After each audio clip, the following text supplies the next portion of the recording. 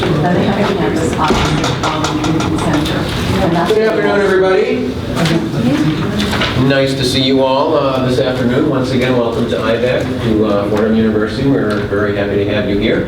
My name is Jim Arnold. I am a professor of management at the University of St. Thomas in Minneapolis, Minnesota. I'm going to read you a statement here. You've probably seen this before on the website, but it is something we read to everyone just so we have a level playing field. And that is the following. In this part of the competition, you are taking on a fictional business identity and assigning a fictional business identity to us, the judges. Please make sure everyone knows who you are and who we are before you begin. And we'll do that before you get started. You'll have 25 minutes with a 5-minute question, that's 30 minutes, to describe the legal, financial, and ethical dimensions of the problem, and to recommend a solution that passes muster on all 3 counts. During this time, we're not going to interrupt you. When you are finished, the judges will ask you questions for 20 minutes. During the Q&A, we're going to stay in character. We're going to be who you tell us, and you're going to stay who you are in Q&A. After Q&A, we're going to give you some feedback for about 5 minutes. Important things to keep in mind. The ethical aspects of your analysis are the most important part. However, these should be described in a simple, practical, common sense fashion. Using technical, philosophical terminology or basing your argument on religious or theological grounds is considered a serious weakness. Similarly, any member of the team reading his or her part will be considered a major mistake, although you can use notes. I see you can have any. And then during this presentation, every member of your team must have some sort of speaking role. Did you have any questions at this point for us? In that case, I'm going to ask my judges to introduce themselves. My name is Ruth Kraft. I'm a retired New York State Supreme Court Justice and a partner of Bartlett, Fenton and Moynihan in New York. And I hope that you're all Yankees fans. His first job was at Yankee Stadium. I mean Ruth. Do you mean me? I'm Christopher Walton. I'm an attorney. I'm the former elected chairman of the Santa Monica Rent Control Board. And I'm the MBA alum of Loyola Marymount University, class of 1990. Miriam Sharman. I'm doing small business consulting after 20 years at Fox. I left last year. And I'm also an LMU MBA alum. Yay! Professor White was an ethics professor. Fantastic. Ruth had to step out for a bit, if that's okay. Would you tell us who we are so we know for sure? You are Facebook's board of directors, and we are a Fordham Consulting Group. Okay, wonderful. We are Facebook's board of directors. Again, welcome to IBECC, and please begin. On December 11th, 2016, Jimmy Wrestling, operating under the title of ABC News correspondent, reported in one of his final acts as president, former President Obama signed an executive order banning the Pledge of Allegiance in schools nationwide. 2.177 million people shared, commented, and reacted to this post. That is more than 24 times the entire population of Santa Monica, California, 100 times the capacity of the Staples Center, and 360 times greater than our school, Fordham University's undergraduate population. While this news article may seem blatantly false to you and me, nearly 2.2 million people believed otherwise, which is just one illustration as to why the prevalence of fake news is such a critical issue. My name is Allison Pushkarsh, Elizabeth Huffer, Luke Roski. and today we are here to discuss with you fake news on Facebook. We thank you, the board of directors, for affording us this opportunity. A logical question when considering the issue of fake news is, where did this issue arise? As you can see from this chart of Google searches, prior to the months leading up to the 2016 presidential election, the term fake news was rarely searched. It was during this period of time that then candidate Donald Trump popularized the term by referring to media outlets and news stories as fake news, tweeting things such as, "Reports by CNN that I'll be working on The Apprentice during my presidency are completely ridiculous. Fake news." But while many of the news organizations and articles that then candidate Trump were referring to were slanted or from accredited media organizations, the rise of knowingly misleading fake news published online skyrocketed during that period of time. As you can see from this graph, top 20 news stories, fake news stories, were shared at a higher rate than the top 20 real news stories in the months leading up to the 2016 presidential election, forcing you, Facebook's board of directors, to decide how you would proceed as your platform is being used for the widespread dissemination of fake news stories. You might be wondering how to distinguish between real and fake news stories. What exactly is fake news? Isn't all news subjective? Well, there's a clear and distinct difference between news that is real but colored by opinion and news that was created with the intent to deceive. Take a moment to examine these two news articles. The first is Kim Jong-un is doing the wrong thing, and the second is Trump planning to kill North Korea's Kim Jong-un. The second, to an uneducated observer, may appear true and induce a click, even if to some of us in the room it is very obviously untrue. With 82% of young people unable to tell the difference between real and fake news, the recent upsurge in the prevalence of fake news is undoubtedly a pervasive problem in society. With Facebook at the heart of the social media realm, with a reach of nearly 1.86 billion users, the central issue we are facing is whether Facebook has a moral obligation to quell the spread of lies that are currently being perpetuated on its platform. In a world in which 62% of Americans utilize social media platforms as a primary source of news, the morality of this issue is certainly an ethical dilemma that warrants your attention. An ethical dilemma exists when two moral imperatives or rules of behavior come into conflict. By obeying one, a person violates another.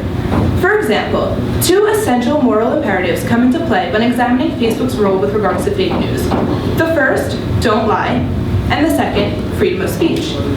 As you can see, these two rules appear to contradict each other.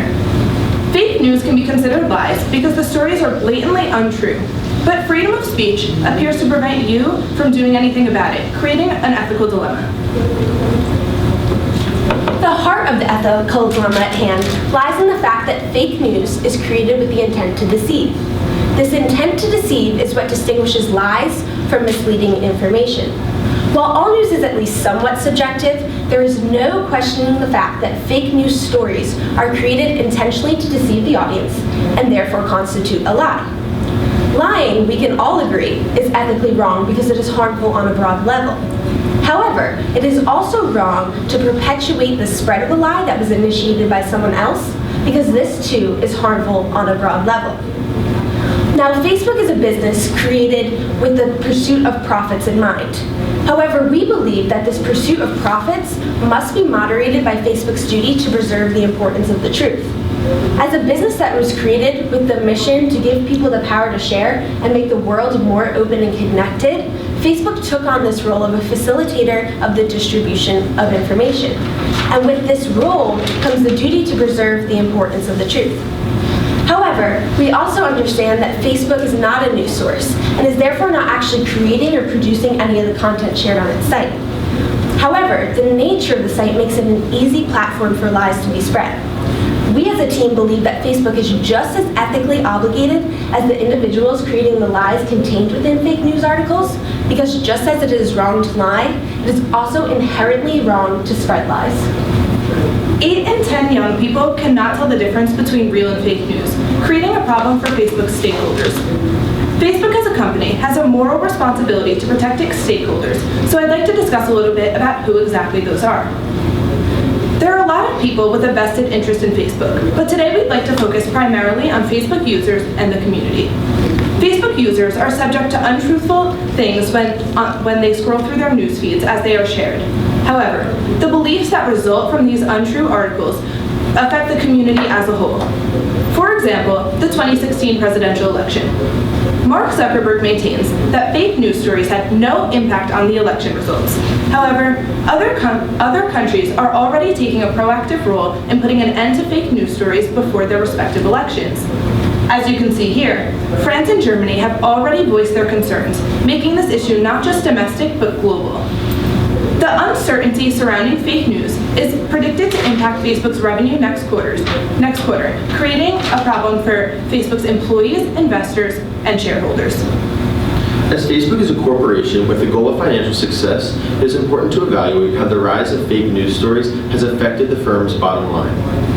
In the 2016 fiscal year, over 97% of Facebook's $27.6 billion in revenue came from advertising.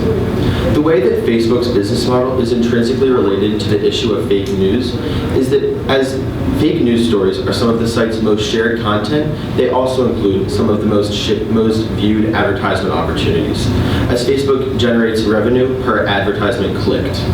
While it's impossible to currently estimate how much revenue is being generated from advertisements on fake news stories, it can be interpreted that as the rise of fake news occurred, Facebook's revenues were positively impacted.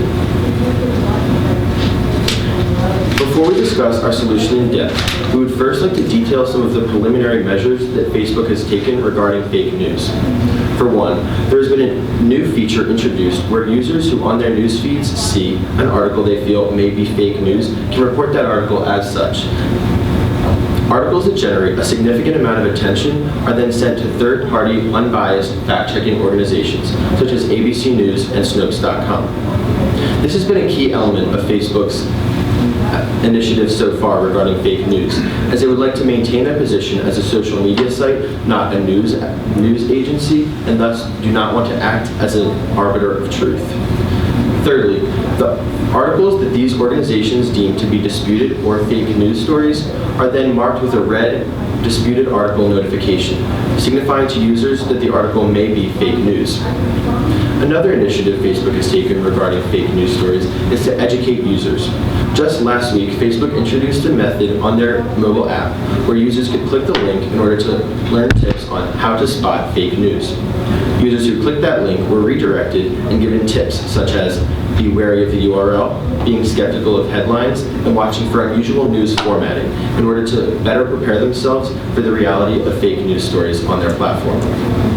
Lastly, Facebook has made efforts in order to cut the access that sites that consistently produce fake news stories have to its advertising network, reducing a key source of revenue for these websites and thus de-incentivizing the process of producing fake news stories. Before we delve into our solution, we want to give you a brief scenario. Imagine you hear a rumor about a coworker stealing. The rumor has permeated the office, has the potential to reach your client, and threatens not only your coworker's own reputation, but also that of your firm. Suspecting this rumor to be false, and after confirming with the engagement partner on your team that the rumor is in fact false, would you not feel a moral responsibility for helping put an end to the spread of these lies? Especially when all it would take would be a notification to your coworkers that the information is untrue? This situation mirrors Facebook's position in the fake news calamity and is the perfect example of how sometimes sharing privileges can cause more harm than good.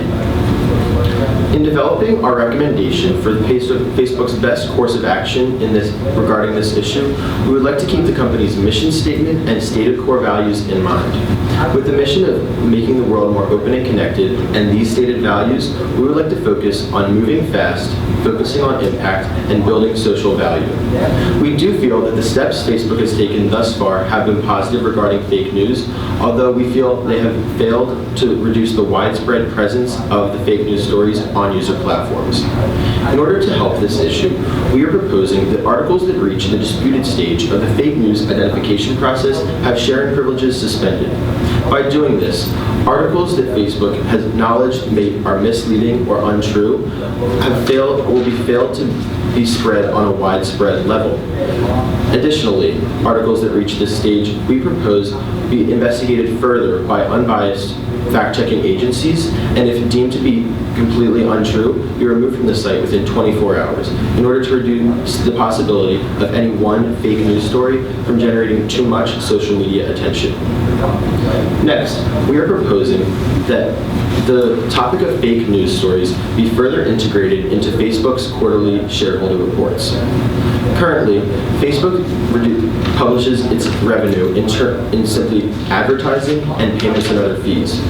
We feel that by breaking down the advertising revenue into separate areas, that shareholders and investors can be more educated on how fake news is affecting the company's revenue. Lastly, we are proposing that Facebook alter the algorithm that it uses in order to generate a user's top stories to prefer articles from accredited news organizations. According to EdgeRank, which facilitates the algorithm that Facebook uses, the algorithm is already able to filter out stories that a user may find boring. So we feel that it is logical that the algorithm have a filter for stories that may be potentially dangerous fake news stories. While it may seem that by altering the algorithm, Facebook is taking too much of a role in determining what a user can and cannot see, we feel that this step has already been taken when the first introduction of an algorithm occurred from the shift from most recent stories to top stories on a user's newsfeed, so we do not feel that this change will cause any user backlash. The second component of our solution calls Facebook to acknowledge that it is culpable for the spread of fake news. We believe that you as a corporation must take responsibility for the dissemination of these lies. Thus far, in response to the fake news crisis, you have called upon third-party fact-checking organizations and users to help you spot fake news on your site. However, we strongly believe that this action is not enough. What you have done so far shifts the responsibility away from yourself and onto third parties and users.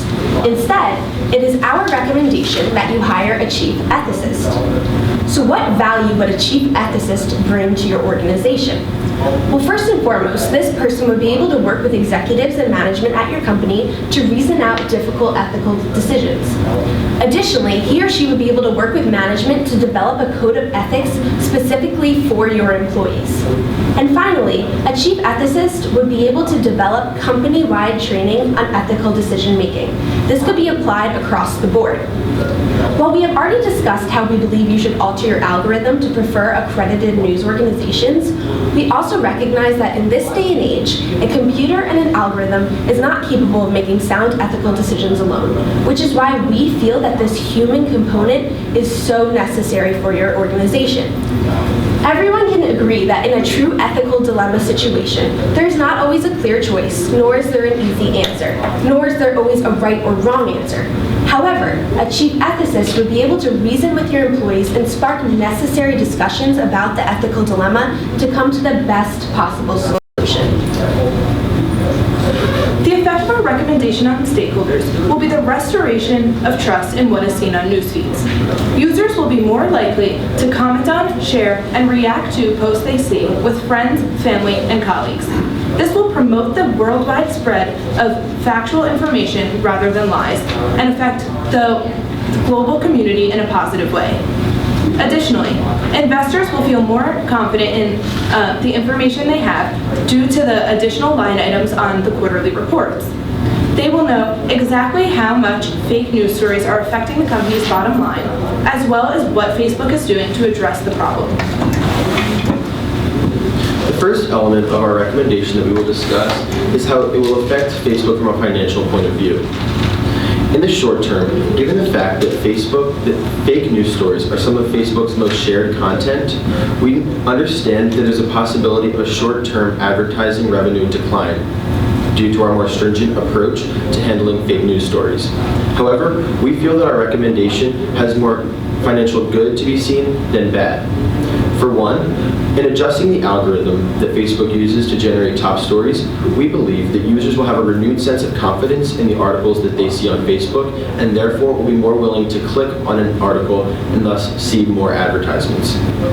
In addition to this, on a longer-term perspective, many analysts have already expressed that if Facebook fails to address the legitimacy concern surrounding the content on its site, that many advertisers may pull back from their content on Facebook, not wanting to be associated with controversial fake news. If this were to occur, it would have a permanent negative effect on Facebook's advertising. Additionally, we feel if Facebook fails to address the widespread presence of fake news stories on its site, we feel that many, particularly the under 34 age demographic, may look towards Snapchat to be its primary source of social media news. Through the Snapchat Discover page, which only offers publishing opportunities to verified publishing organizations, users can know that they are not being exposed to fake news stories. Snapchat is the world's fastest growing social media app. and is increasingly growing as a source of news for its users, with 64% of users stating that the app is either a source of entertainment or current event news. While Snapchat does not nearly have the reach that Facebook does, it does have the grasp on the younger generation. And thus, if Facebook loses the loyalty of this demographic, it could face a longer-term financial problem. Examining our solution from a legal perspective, the Communications Decency Act governs traditional media outlets such as newspaper, radio, and television. Social media outlets are not held to the same standard as traditional news sources. However, many choose to self-censor in order to protect their user base. For example, Facebook, in its terms and conditions, reserves itself the right to remove content that it feels does not abide by the community standards, such as hate speech, nudity, violence, and graphic content. In the landmark case of Reno versus the American Civil Liberties Union, which was the first major court ruling on information spread on the internet, the Supreme Court ruled that the anti-indecency provisions of the Act were unconstitutional for a violation of the First Amendment right to free speech. The Act was revised and then passed, with provisions specifically regulating indecency when available to children and obscenity on cyberspace.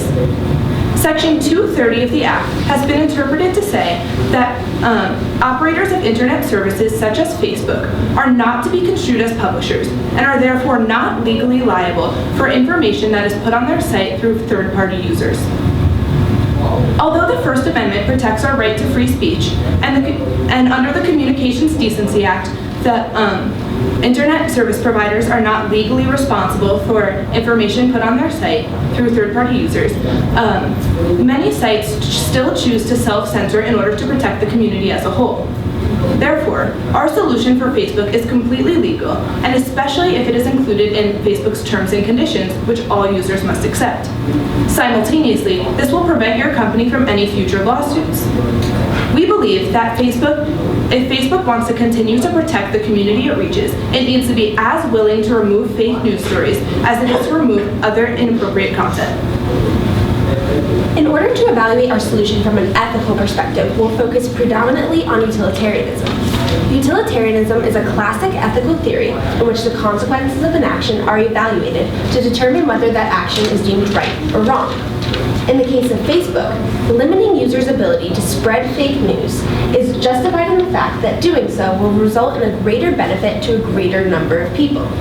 Repressing fake news articles, even if it requires the limitation of speech for a select number of individuals, maximizes utility for the greater good and is therefore the morally sound action to take. Essentially, the harm done as a result of limiting the speech of those creating lies contained within fake news articles is outweighed by the benefit that results to the larger Facebook community by doing so. Take, for example, yelling fire in a crowded room. In accordance with present U.S. law, free speech does not defend statements that cause a clear and present danger to those around you. In this situation, the speech of the individual yelling fire is limited for the greater good because it benefits the welfare of the community by doing so. In our example, Facebook is not the one yelling fire per se, but they are allowing users to do so through their site and through fake news without proper consequences. Of course, we do not want Facebook to have an intrusive aspect, in the sense that limiting user speech is another degree of monitoring users on your site. We know that you respect the privacy of your users, but we believe that it's necessary for you to understand that certain goods are qualitatively better than others, while certain harms are qualitatively worse than others. Specifically, we believe that Facebook needs to focus on who they are affecting, and we believe that the best action to take is the one that does the most good for the majority. According to Facebook's mission statement, your goal is to give people the power to connect and the ability to share. Additionally, people use Facebook in order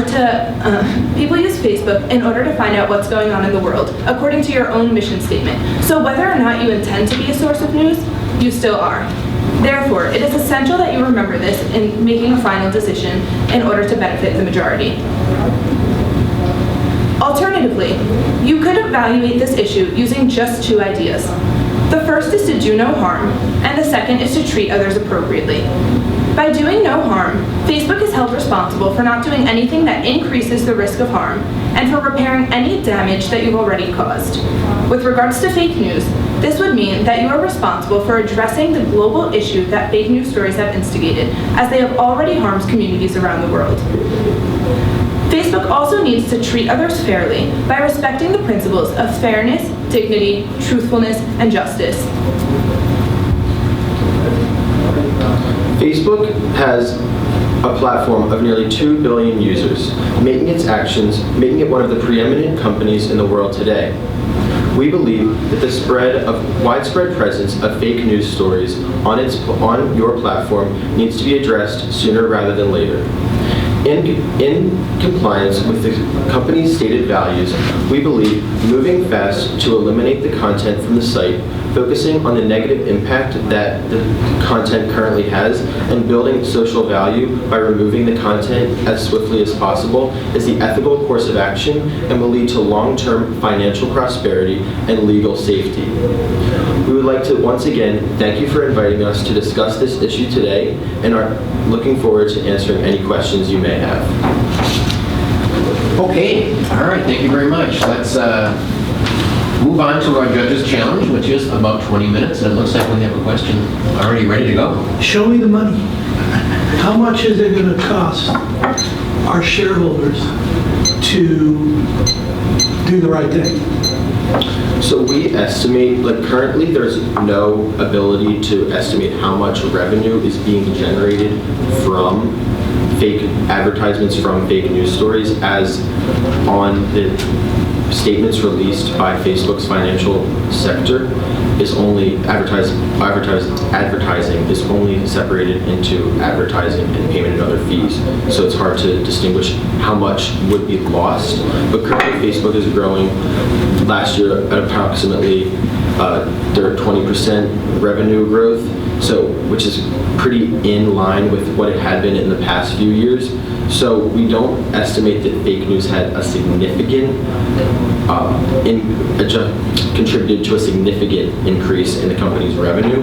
So by pulling back on that, we feel that the longer-term renewal and confidence will outweigh any potential short-term loss in this reduction of ability to share fake news. So it's hard. We wanted to have a more concrete financial numbers of how everything would work out, but based on the lack of published information and how, I guess, current and new the issue is, the company's still determining how it would best handle the disclosure of this information. So we found that it was better to not touch on it than to throw together things that we didn't really feel confident in. May I follow up? Sure, it's open to you. So, if our job as a board is to increase our shareholders' value, how will doing the right thing, and I agree that this is the right thing, how will that increase our shareholders' value? We think that as a long-term investment, this is, because the fake news issue is growing and has turned some users away from use of Facebook. So as long as focusing on reducing the presence of fake news stories on users' news feeds, we believe is going to restore user confidence in the fact that the company will continue to grow rather than stall at its current level and increase to accrue users and daily active users.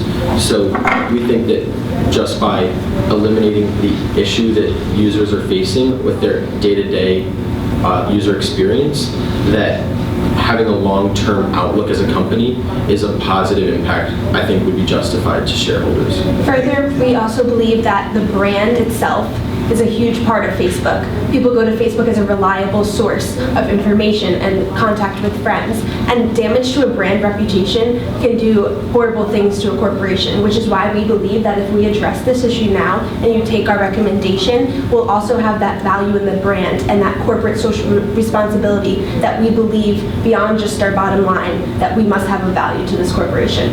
I happen to agree that working to limit, it's sort of like, this would be a really interesting discussion about the Facebook Live issues that they're facing with the video and all that stuff. Where I diverge a little bit from your suggestion is on 2 points. One, from what I know about how our advertising algorithm works, I'm not even sure we can break out the fake news, and I don't see us having an obligation to be transparent about that. I think if we're making best efforts and perfection is the enemy of the good, I think the steps we've taken are solid, and I think limiting the sharing makes a lot of sense. I don't think there's any value to breaking out the money from fake news versus the engineering and what would need to go into that. On that same line, I'm interested with your chief ethicist suggestion.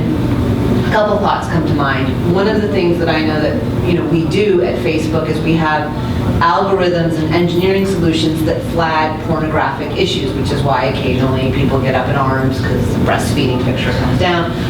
But it's how do you, the chief ethicist cannot sit there and read Facebook all day. And in addition, there's also rules about, Facebook users in theory can pull up any of our profiles and read at Facebook workers, and they're not allowed to do that. That's a line. So I guess I'm wanting to understand how the chief ethicist needs to do his job. I mean, it's certainly not going to be a job of reviewing every post that comes up. Absolutely not. So what we've thought of so far is if we alter this algorithm to prefer accredited news organizations, that does have a filter to a certain extent. Right. But if we take a look at something right now happening with that live video that is going viral, that is such an ethical dilemma that Facebook has yet to truly address with its users and with shareholders. So we believe that chief ethicist would come in with our executives to help reason out how do we prevent that sort of thing from happening. And from an ethical perspective, our live videos, do they need a further kind of filter?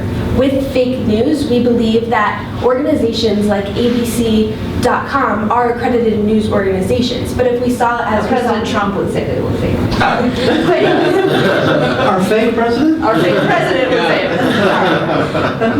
But as we see in the first article we pulled up, kind of to get everyone's attention, people can change just 2 letters at the end of that news organization's so-called name to trick users. And that's where a chief ethicist would be able to look at those trends in fake news, not individual arguments per se. More engineering solutions. Yeah, more of that's a red flag that doesn't even exist. So that would be kind of more where that he or she looks at these things that we see reoccurring over and over, and that's where he can come in and work with executives to kind of reason out a solution that will best affect Facebook. We also believe it would be very beneficial for the company to have someone in that executive role, because right now the fear surrounding fake news stories is global. People don't know how it's being handled, they don't really know what's going on, and we believe that Facebook needs to make that more transparent. They need it to be clear that they're addressing the issue and doing something, and we believe that the chief ethicist can be the face of that role for investors and shareholders and even the regular user. I got a bigger picture question. Wearing my board of directors hat. And first of all, being on the board of directors, I can't believe that I didn't know that we didn't have an ethicist to start with. Anyway. It was you. You're the ethicist. Great. The other issue, there are many issues facing Facebook, of course, as you know. One of them is the opt-in, opt-out part, where everybody is opted in to receive all these different ads and all these different things unless they choose to opt out. And the opting out is difficult. And anyway, that's a big ordeal, and that brings up a lot of questions as to how we share information, how advertisers get our information, blah, blah, blah. And now you have your idea of the importance of reducing fake news.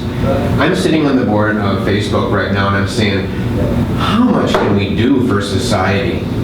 We're becoming this, we're this online technological society, and I know there's tons of problems. How much does my organization have to do, people? So just reflect on a big picture and tell me what you think. I would say as a platform with access or affecting nearly 2 billion users, it's one of the world's preeminent corporations, and it's important to have identity of working towards social good as the core values state, building social value. However, it is understandable that when you give users free access, you just opened a can of worms in terms of what they can do that others would find issue with.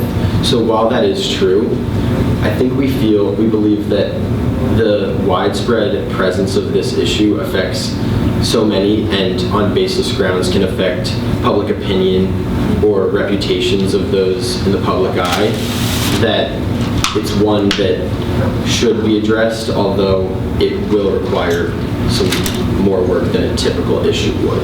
But it does make a good point about a slippery slope of, being the thought police to invoke 1984 here. Yeah. It's an Yeah, interesting it's like question. how far do we go? Yeah. If we get to do all these different things, can we choose the president now in the U.S.? Can we? Some would say Facebook Yes, we issues. can. That's true. Someone said, yeah. But that's a huge question, and the whole ethics issue, I think, is about what is Facebook's social responsibility when your organization becomes so pervasive? Yeah. And that's a big question. What else do we have?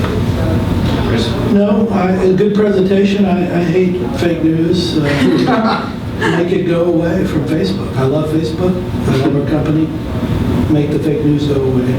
Let's do Yeah, it. mute it down. I don't know if you can ever, and look, maybe there's some other solutions, like you said, more of the verified sites, like you have verified users on Facebook and Twitter and that kind of stuff, and users understand that.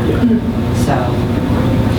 We're all finished. Do you remember when there was a story circulating about our latest Supreme Court justice, or one of them, one of the candidates, having been fascist in school?